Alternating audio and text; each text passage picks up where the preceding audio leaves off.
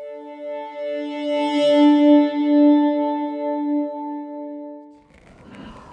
name is Professor Wagner. I'd like to thank you for coming. What we're going to talk about today is fractal geometry and the beauty of nature. Now, I did feel the need to start with a trigger warning, just as a heads up. There will be math. So I know that's a scary word for some people, but there will be some actual mathematics in this one. But if you've taken a high school algebra, I'm hoping that should be enough.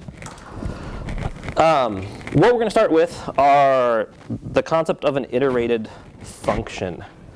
And we'll eventually work from there to defining what a fractal is and looking at some pictures of fractals. But we're going to start with this concept of an iterated function. And if you've taken algebra, you know what a function is.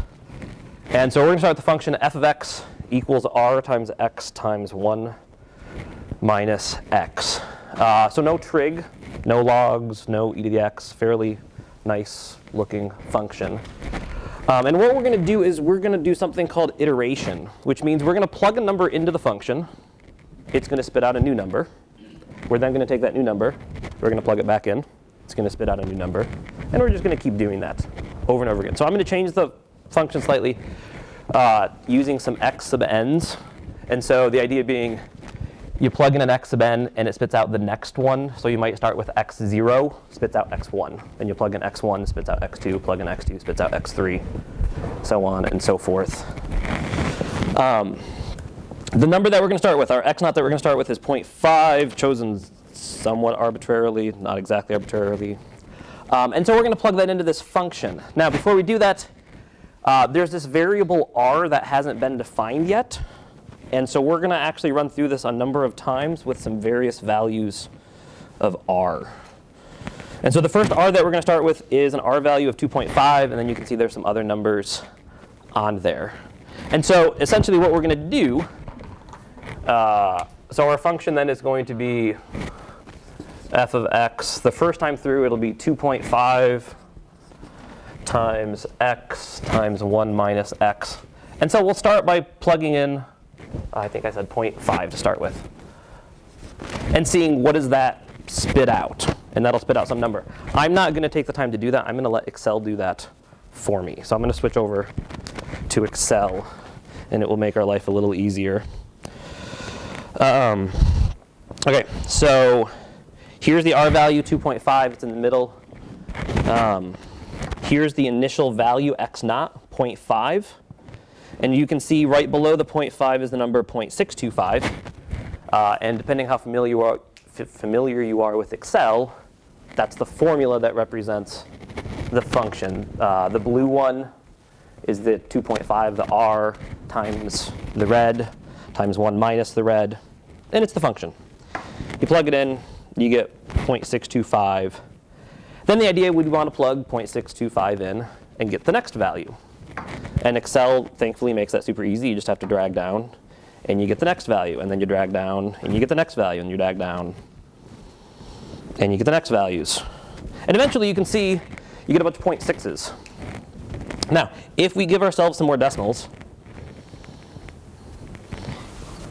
you can see those aren't really 0.6s. Excel was just approximating 0.6. But you can see they're getting really, really close to this value 0.6. And we could go down further, and you'll see that in the language of calculus, there is a limit. But rather than doing that, we're just going to jump to the next r value real quick and see what happens with the next r value. So let me just undo some of that real quick. Give ourselves a few less values.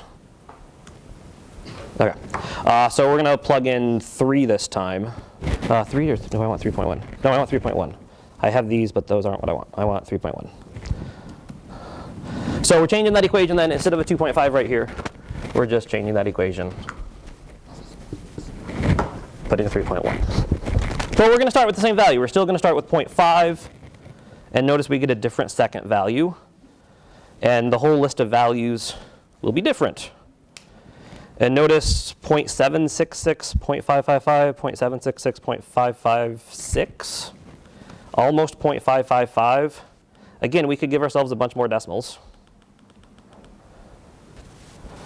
And notice there's not just a single number this time. It's kind of bouncing back and forth between 0.5 and 0.76. And you could drag this down and say maybe if we drag it down far enough, if we iterate this function even further, it'll start converging to some number. But it turns out it doesn't. It's still 0.76, 0.55, 0.76, 0.55. It appears to be bouncing back and forth between those two numbers. If we change that R value again, I'll just leave all those values over there. But instead of 3.1, for instance, if we try 3.5, it'll recompute everything. Scroll down a ways. 0.82, 0.5, 0.87, 0.38. Here's a 0.82 again. So notice that 0.82 appeared more than once. And notice it's not necessarily bouncing back and forth between two numbers. You're actually getting a 4 cycle here. So 0.82, 0.5, 0.87, 0.38. And then it repeats 0.82, 0.5, 0.87, 0.38. You get a 3 cycle. I'm sorry, I said 3 cycle, 4 cycle. You get a 4 cycle. So we could try changing that R value a little differently. Instead of 3.5, let's make it 3.55. And we'll scroll down a little ways, let it iterate for a while. Way too far. OK. No, my mouse is a little screwy sometimes. Can we find a pattern? So I have 0.887 highlighted. And if you scroll down, you do eventually get another 0.887, but it's quite a ways away. 42 to 50, difference of 8. And notice it is a pattern, because after the 0.88, 0.35, 0.35. After the 0.35, 0.81, 0.81. It's an 8 cycle. It's getting harder to find this pattern. Where it gets especially difficult if I change that slightly again, 3.565. Scroll down, oops. Scroll down a little ways. Here's a 0.89. But something to take note, there's a 0.89 further down. 0.890, 0.891. Are those the same number? Or are they not the same number? And so we might want to just keep scrolling down. Maybe this will stabilize a little bit. So let me just have some fun with Excel. Anybody know when Excel stops? I have no idea. But I know back when I was a college student, back in Excel 97, Excel 01, it stopped at 65,536 was the maximum number of rows you could ever do in Excel. There's a reason for that number, by the way. It's not important, but there's a reason for that number. So anyway, 0.88. 1, do we ever get another 0.881? There's that 0.89 again, but it's still not 0.881. So if we're looking for 0.881, oh, there we go. So that's 286. Back up to 0.881, 270. So now it's a 16 cycle. It's bouncing between 16 numbers. And then what you could do, let's take that number a little higher. We'll just round it up to a 3.6. And if we scroll down a little ways, 0.819, you could keep searching for a 0.819, and I'll just give you a warning, you're not going to find it. And let me show you the reason you're not going to find it. So I'm going to switch slides to this graph right here. What's going on with this graph? So on one axis we have the R value. So we tried a different bunch of R values. So notice the first R value we had tried was 2.5. If you look 2.5, notice there's only a single line right there at about 0.6, which was the number we had. Then we tried 3.3, I think. Notice 3.1. There's 2 lines above there because it bounced back and forth between 2 numbers. We went a little further to the right, bounces back and forth between 8 numbers. Bounces back and forth, if you look very carefully, between 16 numbers. And then it very quickly just goes nuts. To the point where essentially, as you look at that list of numbers, you could say perhaps we might use the term chaos, a little bit of chaotic pattern there. But on the other hand, it is entirely predictable because it's just based on a formula. And yet, for us trying to find the patterns in these numbers, once you, oops, not that picture. Where am I going? Once you get far enough to the right on that diagram, there's too many numbers that you're bouncing back and forth between that there's no way for us to make sense of that pattern. Some mathematicians have called it deterministic chaos, in that it follows a formula. We know exactly what number is going to get spit out when, but at the same time, we can't wrap our head around that pattern that we see. And so deterministic chaos, and then some people have said in this particular example, there are islands of stability. If you go back and look at that chart, you notice around, I don't know, a little past 3.81, there's this big empty white spot. And so you could try numbers like 3.81, and it might go back to a 4 cycle or a 2 cycle. And there's this little island of stability there before it then goes crazy again. So we call it a bifurcation diagram. The technical name is bifurcation diagram. But the idea being, if we have this simple equation, relatively simple equation, all of a sudden these numbers start going all over the place and we get something that's seemingly chaotic. And so what we're going to do is we're going to spend some time for this hour looking at what different equations do when you iterate them. And so this equation that we spent time with bounces back and forth between a few numbers. The next equation, before we go to the next equation, something to take note with this diagram, I highlighted the top corner there, and if you stare carefully at that part where I put a box around and then stare at the entire thing, you might notice they look pretty similar. That's going to be a recurring theme throughout this hour, is this idea of self-similarity. And so it's going to end up not being surprising that we get these similar patterns. Okay, the next equation that we're going to work with, slightly simpler equation. It's just the square function, x sub n plus 1 equals x sub n squared.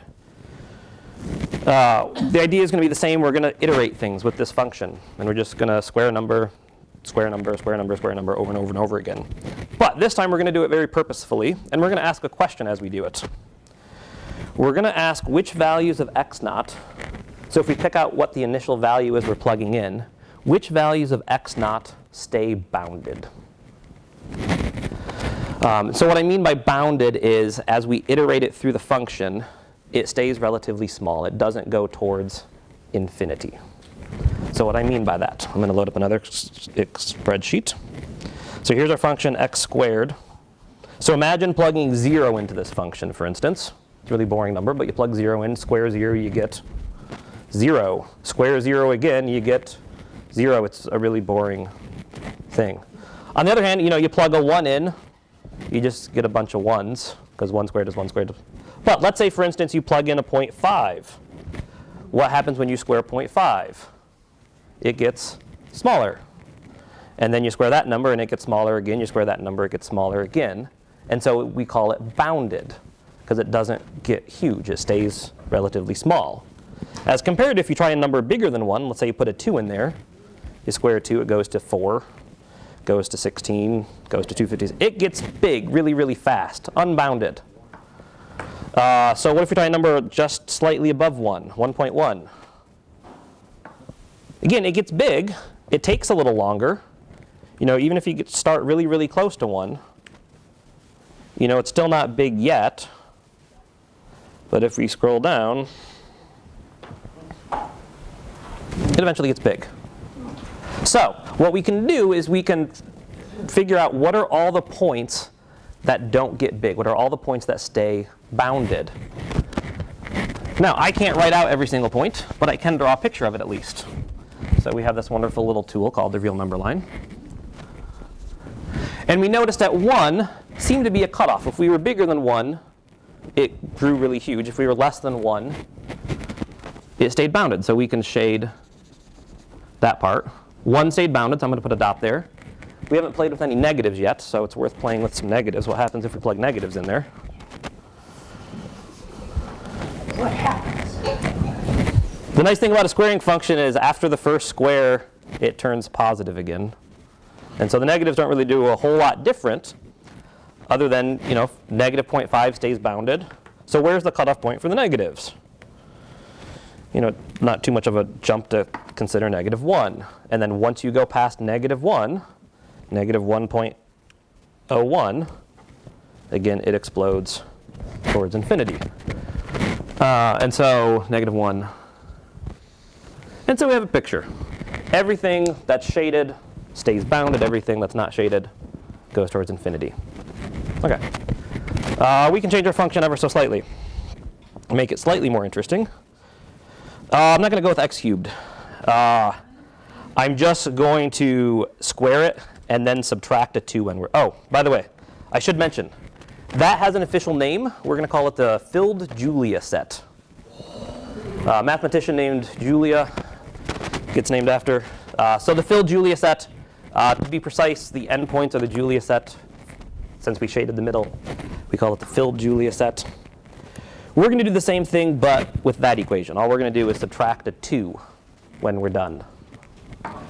So same idea, square it, and then subtract a 2. So if we go back to Excel, that one. So our equation, we're just going to square it, subtract a 2, which means I need to change the formula, because right now it's just squared. We'll add a subtract 2. I'm going to start with 0 for a moment. And then we have to drag that new formula down. So notice if we start with 0, if you can just go through that, not too bad. 0 squared minus 2, but then minus 2 squared, minus 2, 4, minus 2, 2. And then notice when you get the 2, it just stays 2. So it's bounded. So 0 is bounded. So then you could try a number. Like, what about 1? Does 1 stay bounded? Yes. What about 2? Does 2 stay bounded? Yes. What about 3? Does 3 stay bounded? No. And so then you may, maybe 2 is the cutoff point. And you try 2.1. Apparently 2 is the cutoff point. You get bigger than 2, you're unbounded. So then you could say, well, is it symmetric on the other side? So you could try negative 2. Still bounded, but then once you go past negative 2, it's unbounded. So again, for this one then, similar idea. The Julia set then would just be from negative 2 to 2, endpoints filled in. Okay, nothing crazy. Okay. Everybody following so far? Because here's where it gets slightly more difficult starting on the next slide. So far, all the numbers we've been using are real numbers. Oh. Nice, friendly numbers. So what we're going to do on the next slide is same equation. It's just a squaring function. I did change from x to z mathematicians when we use complex numbers like the letter z instead of the letter x. But same equation, just zn plus 1 equals zn squared. But instead of sticking in real numbers, now we have to stick in complex numbers. And so I put a snide little comment down there, insert course on complex numbers here. Because my assumption is not everyone in this room has had experience with complex numbers, which is a shame that we have people that don't know this thing. So here's our brief introduction. What is the one complex number you remember? Is this where I can say the square root? Square root of negative 1. A while ago, mathematician said, what's the solution to that equation? And it's not hard algebra, just subtract the 1. And then take a square root. And we have this thing, square root negative 1. The issue being, of course, here's our nice, friendly, real number line. All the nice, familiar numbers, 0, 1, 2, 3. Then we got really fancy and square roots show up on there. You get really fancy, here's pi. Nice friendly numbers. Then we got really fancy and we said, okay, negative numbers. We added negative numbers. But now, what do we do with that number, square root negative 1? Is it positive? Is it negative? Does it even make sense to talk about positive and negative? And so we faced a dilemma. What do we do with those numbers? we're going to add another axis. Now, the idea with complex numbers. This is the most basic, I guess, complex number, and we gave it a name. We call it I. And the idea with complex numbers then is that some combination of the I, so 2i, 3i, 4i, pi I, if you want to have some fun. But then there's also numbers like 2 plus I, or 3 minus 2i, 5 plus pi I. And so what happens is, a general rule, what we're going to do is we're going to label complex numbers a plus bi. And those are both then real numbers. A and b are real numbers. But every complex number can be written as an a plus bi.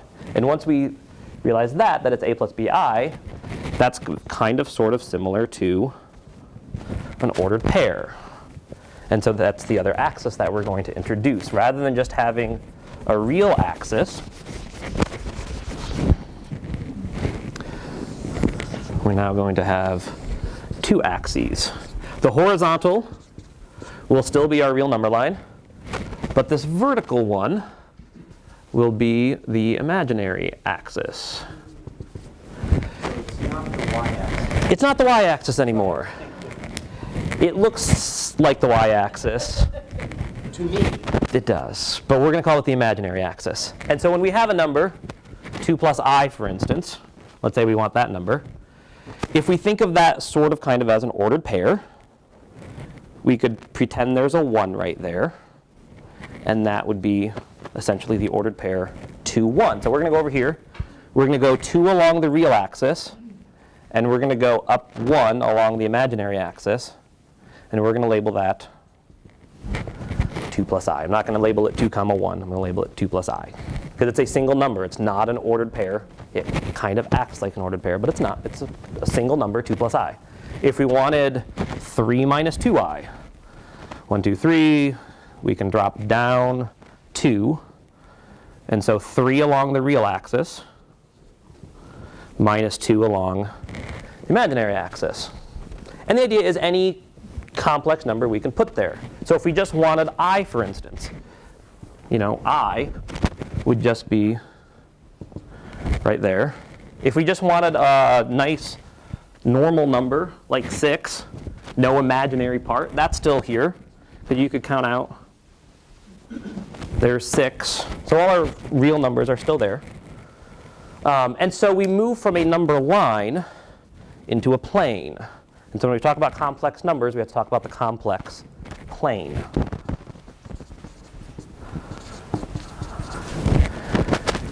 So there's a brief introduction to complex numbers. There are ways to add these things. There are ways to multiply these things. We're not going to get into that. It's not worth the time and the effort for this type of lecture. But just an idea of what a complex plane is. So that's now going to take us back to our equation. Zn plus 1 equals Zn squared. We're now going to start plugging these numbers into that equation. So for instance, let's say we had the number 0.5 plus 0.5i. We would then want to square it and see what do we get. And if you've had a math class, and we're not going to go through it, but might give you some indication as to what you might try. Hopefully, if you've had an algebra class, there's a part of you that just instinctively wants to do something there. And that's exactly what you... I remember. You could FOIL it out. We're not going to FOIL it out, but you could FOIL it out. I'm not going to call it cross multiplication, but FOILing it out. First outer, inner last. Now, to save us the hassle of doing that, we're going to use an Excel spreadsheet. Yeah. That does it for us. And so this Excel spreadsheet is set up just to square a number. And so you can look at the top row here. Ignore these 2 columns over there. Just ignore those. 0.5, 0.5. If we square it, you end up with 0.5. So if we were to actually go through and do the algebra over here, you end up with just 0.5i. The real part goes away. So then you square that again. And if you square it again, you take 0.5i, square it again. Apparently, you end up with negative a quarter. Negative a quarter, a real number. And then you can just keep going. And notice what happens to it. Essentially, it just zeroes out. And so if we're thinking about the Julia set, the filled Julia set, let's erase some of these numbers. Actually, I'm going to change the scale real quick. Let's put that 1, -1, I, -I. So the number of 0.5 plus 0.5i, here's 0.5, here's 0.5. So that number belongs to our Julia set. So then we could go through and try a new number. What about, for instance, 1, 0.5? Does 1, 0.5 belong to our Julia set? So 1 plus 0.5i. And you can see it gets huge fairly quickly. And so I should label these 0.5 plus 0.5i. 1. Actually, I'm going to use a different color because that one does not belong to the set. So I'm going to use a different color. 1 plus 0.5i. So that one doesn't belong to our set. It explodes to infinity. And for what it's worth, there's a little chart over here. Andrew Bowling actually helped me with that chart. It's mapping out all of these complex numbers. So you can start here and it just shows you what's going on with them. And you can see it goes off to the right, meaning it's just getting bigger and bigger and bigger. So it's just a way to visualize what's going on with the numbers. But we could try another number. Let's say we try up here, 0.5 plus I. What about 0.5 plus I?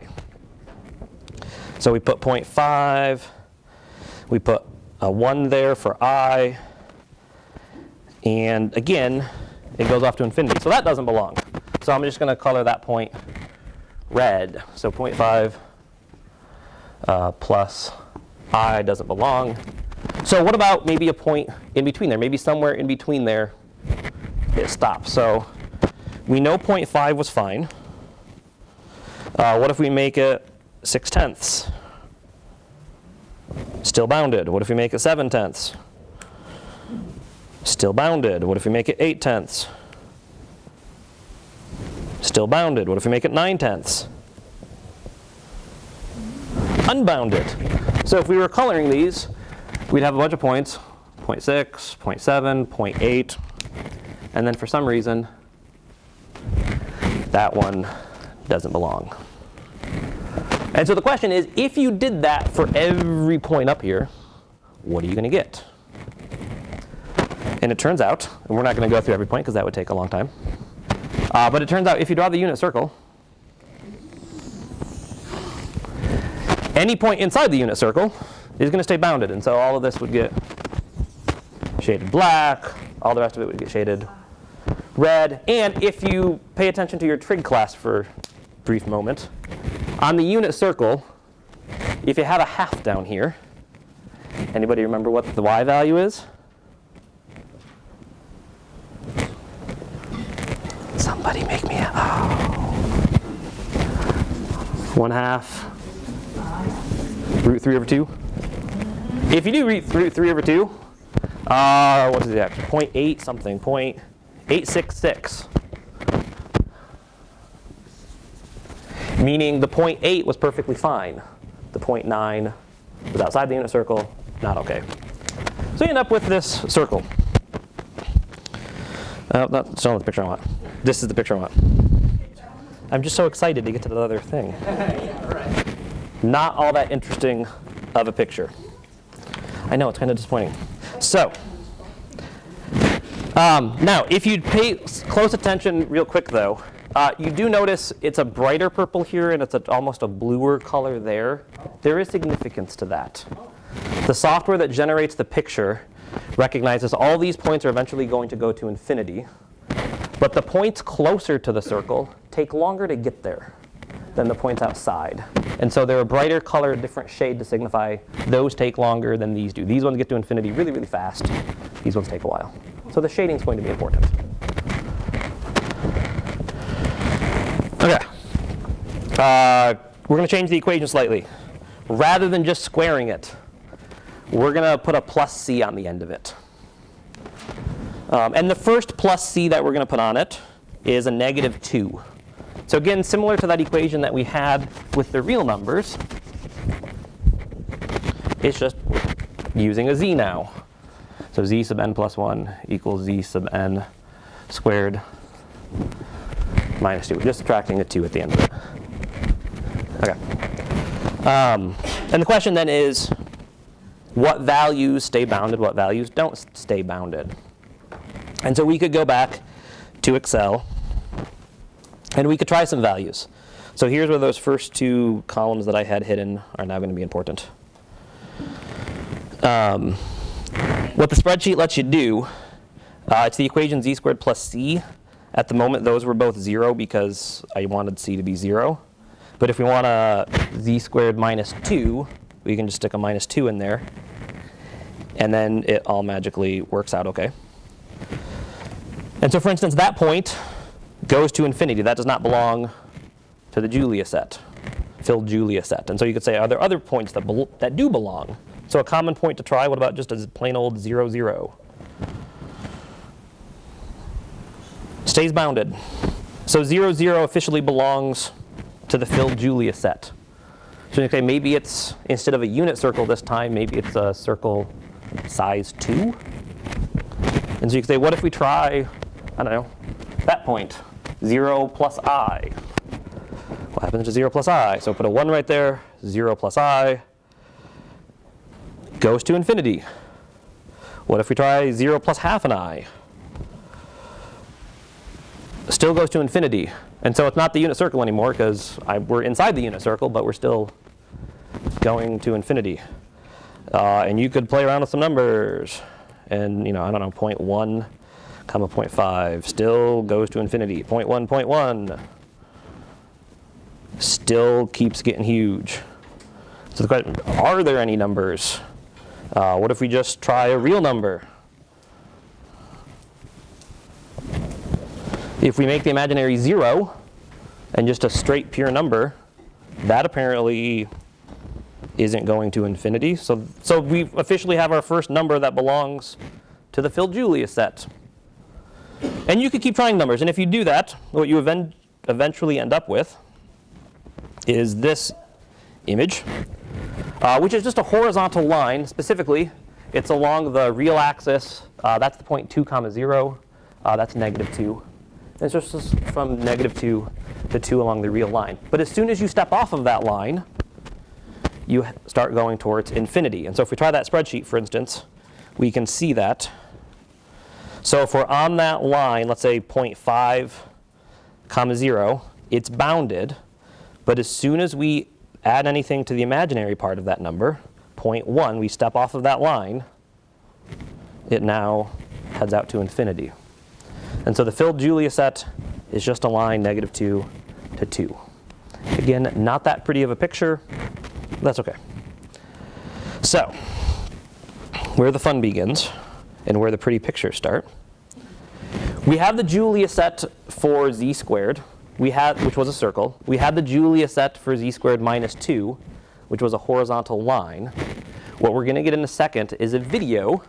And what it's going to do is it's going to slowly change that c value from 0 to negative 2.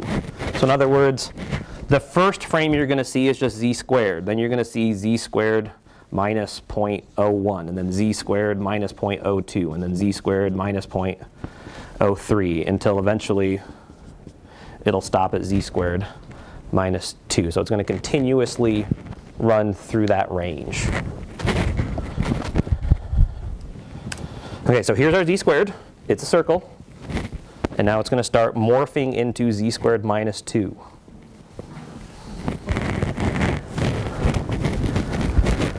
And you can see it's kind of getting jagged.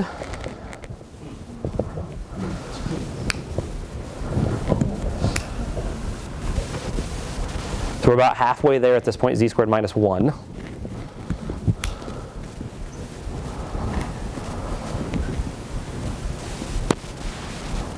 Some little blips and bloops along the way. But notice it's all squishing down to that line. Slowly, slowly, but surely. And then it stops like a few frames short for some reason, I don't know. But for instance, one of the spots that you saw partway through that video was z squared minus 1. It was essentially the halfway point between that circle and the line. And so the Julia set, this equation, z squared minus 1, not a particularly complicated equation, gives us this very intricate mathematical figure. There are some other ones. So for instance, that just went from -1 to 2. But for instance, if you put a complex number at the end, so instead of minusing a real number, let's say for instance, actually we'll add a 0.7i to it. Instead of a real number, you end up with that picture. Now, to explore that a little bit, let me freeze the screen real quick. Yeah, to explore that for a little bit, I'm going to use a piece of software, ZAOS. I'm assuming they're trying to be clever, and it's called Chaos, is how I've always pronounced it. It's free software for exploring fractals. I'm going to freeze that real quick while I load that up and get it all set. Maybe. Uh-oh. Oh, it just froze. Close the program.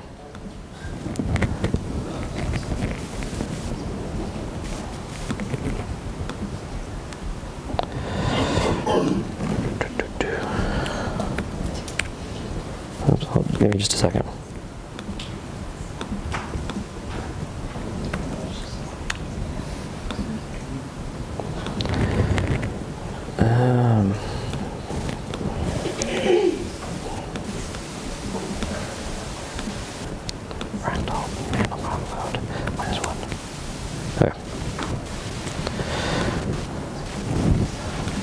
So,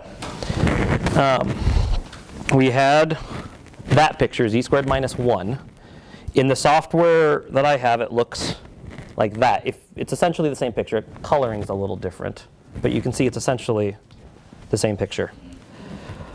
Everything that's black is a point that stays bounded. Everything that's not black is a point that eventually goes to infinity. And what's fun about this piece of software is it's called a zoomer, because if you click and hold, you can zoom in on any of these points. And you can see that as you do that, notice that little, I don't know, turtle shape, I guess, for lack of a better term, circular shape. You keep seeing it over and over and over again. There's self-similarity happening here. And you can just keep going. And again, the different colorings tell you how long does it take to go to infinity. And so that's where the colorings come from. But notice, this is simply the equation z squared. I don't have it written up there. Z squared minus 1. It's not that complicated of an equation, and yet it's this incredibly complex, beautiful image. And you can just sit here all day. Hours at a time, just turn some music on. All day. Why not? Now,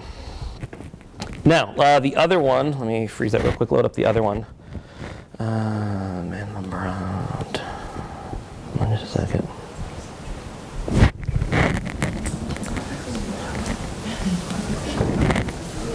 .7.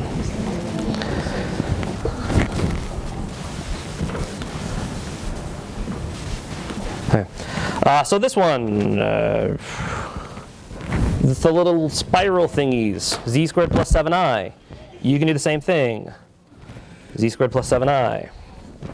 Now, something to take note of, let me do something real quick.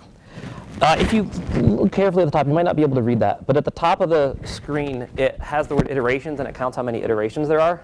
And right now it says 2 iterations. And what the software does is it computes, at this point, with 2 iterations, how big do the numbers get. And if the numbers hit a certain size, the software automatically says, yeah, that's going to go to infinity. It's big enough. If you hit 100, you're close enough to infinity. I don't know what their cutoff is, but there's a cutoff in the software. It says if it hits that number, it's big enough. And so with 2 iterations, that little blue circle that you see was big enough that it says, yep, that's going to go to infinity. This, it's hard to see on the projector, but it's a really dark blue, goes to infinity. Where this, in 2 iterations, it's still small enough that there's debate. It might be bounded still. But then if we take the number of iterations up, so here's 4 iterations, more numbers are now going towards infinity. And so that is shrinking down. You take the number of iterations up, more numbers are going towards infinity. More numbers are going towards infinity.